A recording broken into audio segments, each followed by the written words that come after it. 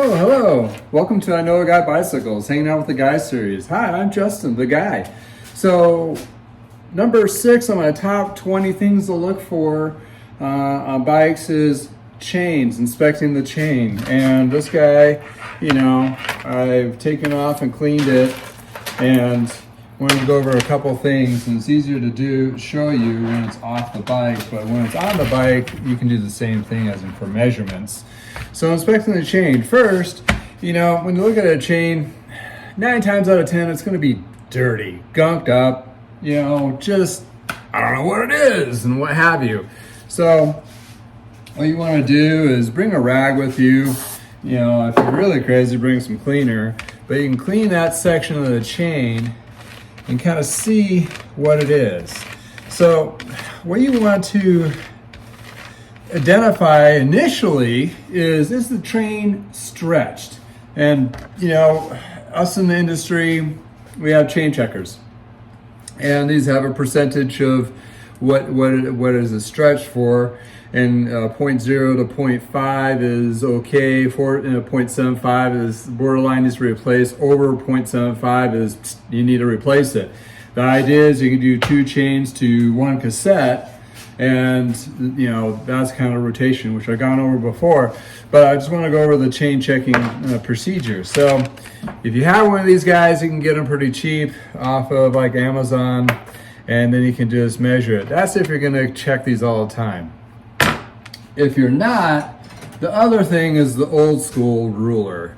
You can measure it up pin to pin to like 1 pin to the other, and what you want them to be is from 1 inch to 12 inches. You want it to be dead on, which is really hard to do in the field, and it's really not as accurate, but it can give you an identification that this is just off like a millimeter or so. So over the whole length of the chain, yes, it is different.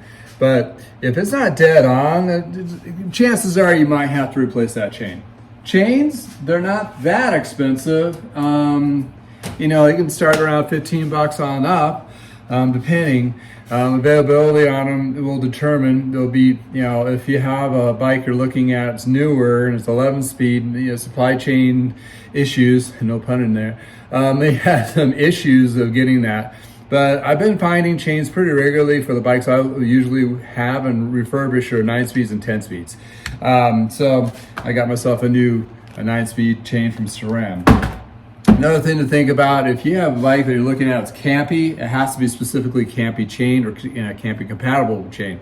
Shimano, which it pretty much is the big elephant in the room, where Shimano pretty much is on almost everything. So most of the chains you'll see out there are Shimano compatible.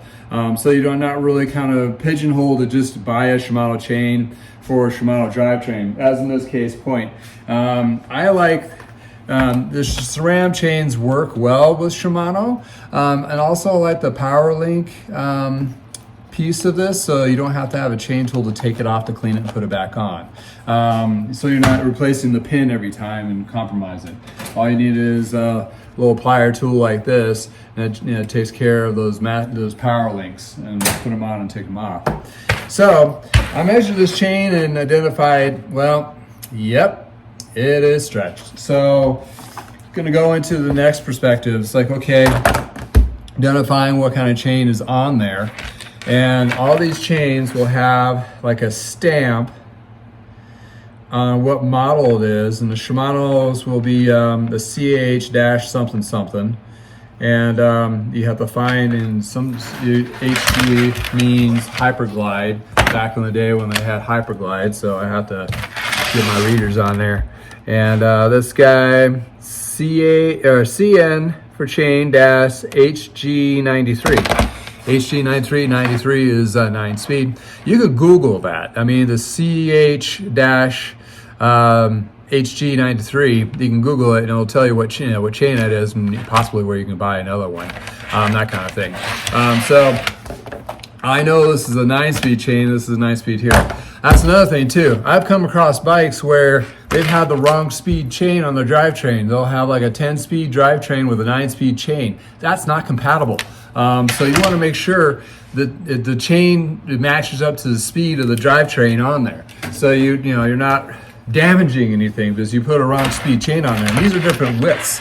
So they're different widths for different speeds. So you gotta, for back in the old days, 6, 7, 8, that was one chain because they just did the same spacing in the cassette. But once they kept the cassette body the same, they kept on adding more gears, which made everything skinnier and skinnier and skinnier. So even today, you're looking at 11, the Mavic hubs that have a little spacer so you can switch it out to 11 speed, but everything from 9, 10, 8, 9, and 10 is the same free hub body spacing. When I'm talking about free hub body, that is what's on the hub, the spacing here. So that's the free hub body. So you're talking about skinnier chains for, the more speeds you get. So you want to make sure this is obviously this is a 9-speed. Everything matches 9-speed. Looked at all the parts and recognized it. So I need a 9-speed chain. Okay, so you identified it. You got the identified chain. You got the right chain. It's stretched. You need to get a new one. You got a new one. Now what? Most of the time the chain is on there is correct, meaning it's the correct length. These are all longer, so just don't be throwing on a chain because you'll need to cut it. That's where you need to have a chain tool, this is my well-used chain tool. Then you take your new one, your new chain, and this one has the power link to it. And whether I'm talking about power link and a quick link or whatever, each manufacturer has their own thing. It's this little guy. And these kind of clip together, like the old master links of the single speed chains back in the day, but just a newer version. And this has a little bit of stickiness to it because it has its own manufacturer grease. Use that for a while. Don't lube it. And when you put it on there, just use this for a while. And when you need to clean it, then you replace it with a new lube. This manufacturer grease actually works really well, and it's coated all inside of all the rollers and everything. So what you want to do, so you can see my hands here, you want to match the end, and you want to go and match link to link all the way down. And if you do it right, measuring wise, you will see that the new chain will be just a smidgen shorter than the old chain, especially if it's stretched. So yeah, this is just a couple millimeters short, but that makes all the difference. Reason why I'm changing this, you can leave the chain on there, it probably shifts fine-ish, but it's very close to being worn out. It's at a 0.5, and a 0.75 is definitely the next part. I really have a new chain on there it's gonna last whoever's buying this bike a lot longer than just right off the bat, like, oh, I rode this for 3 months and I need a new chain. So I'm putting on a new chain there, and the new chain usually makes the shifting a lot crisper and smoother as well. So I want that best experience out of the gate too. So like back to the measurements, 9 times out of 10, it is the right length, so you can just cut it to match it. There's a bunch of videos out there how to measure chains to install, especially from parktools.com. I'm not going to go into that because, they got it covered. I'm covering the parts of like, well, how do you identify it? What are you going to do? Part of my 20 steps of what it's okay. You get this bike, you're looking at it, and you identify the chain needs to be replaced. So what are you going to do? So, and you're going to know the cost of that. So when I'm running through a bike and looking at those 20 items, I'm running a tally in my head what I'm going to have to put into this bike to make it good to go. So, and right and safe is the biggest piece.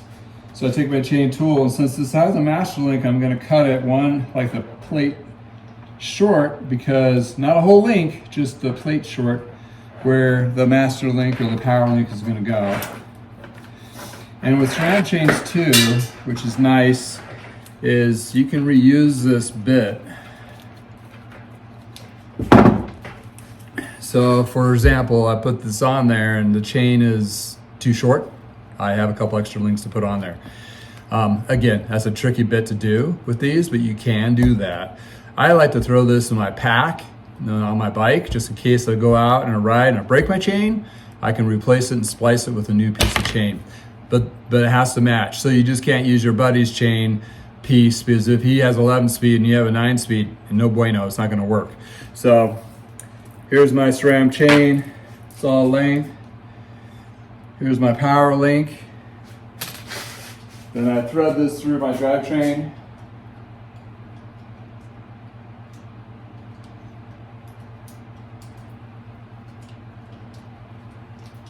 Through the rear derailleur first, over to the cassette, through the front derailleur onto the small, so it's on small and small. I'll take one power link, and just to show you, I'm just gonna cut this and show you what that power link does close up as an example here. And don't worry, I have a million of these scraps. So, power link is, so imagine this is like a very long chain, but it's very short, micro short. One of these power links goes on one side, threads through, like so. And the power link on this side goes through here, on the other side. Yeah. This one's being stubborn, there we go. So the idea is these two pieces fit in that little hole. Then you take your chain tool. Oh. Do that again. Little hole. Apply a little pressure. This is easier when it's on a big chain.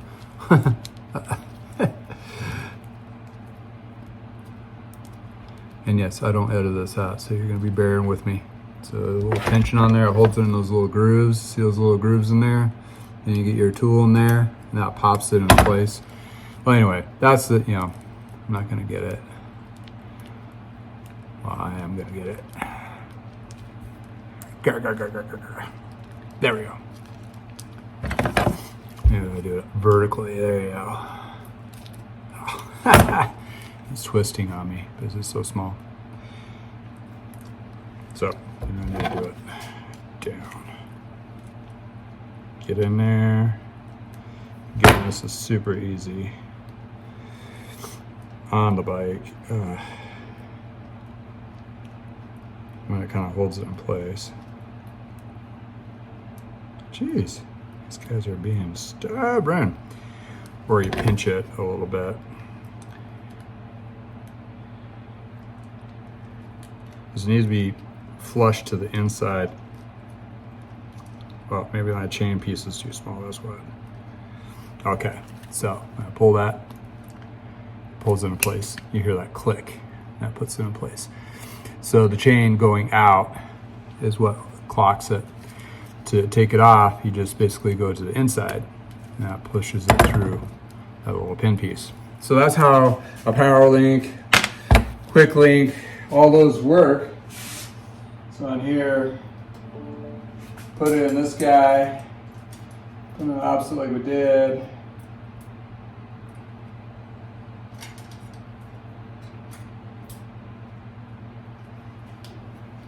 Squeeze it with my fingers to hold in place, then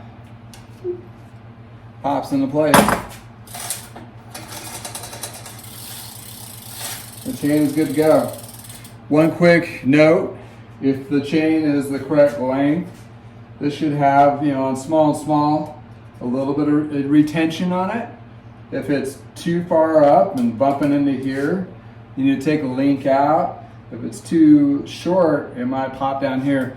If the chain is too short, you go to big and big, it might rip your rear derailleur right off. So you want to make sure that's safe. If it's too long and you're in small and small, it's not going to be able to pick up any of that slack, and it's going to damage your maybe chain suck and tear up your drivetrain. So there's that link variance. When I'm talking about a link, it's that much of a chain variants, either too long, too short, could be just one link. So that's why you want to measure to existent one, then or follow one of those videos from Park Tool that measure a chain and install it. So that is number 6 on my 1 to 20 of checking when I'm buying a new bike. So whoop, just blew out. Shameless plug. Again, if you like these videos, go to my YouTube channel, subscribe. If you go to Facebook, see this on Facebook, like my Facebook page. If you want to go to my website, enjoy the email list, just throw your email on there. And I send out emails regarding the new products that hit the floor or are newly listed. In addition to tips and tricks, I do emails of those periodically as well. So thank you for spending time with me. Have a great day. Thank you for joining me in the garage. See ya.